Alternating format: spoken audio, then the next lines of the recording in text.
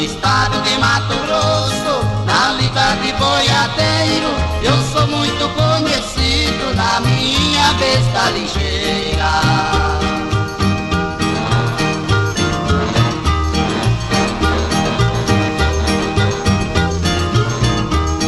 Pendurado no arreio, um cantil de oficial, na garupa tem um laço que eu comprei no Pantanal. Na cintura um 38, com 6 balas de metal. Eu sou um caboclo de gosto, não existe um outro igual.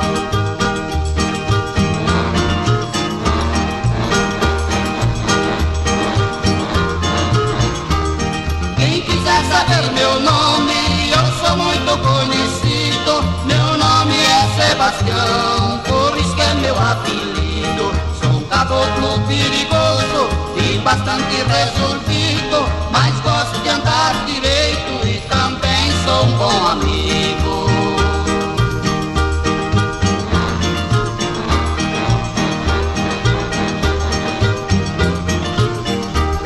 Eu montado na minha besta, não preciso trabalhar, só de transportar boiada, dinheiro tenho a sobrar. Eu namoro uma semana e pretendo me casar, da lida de boiadeiro também eu quero deixar.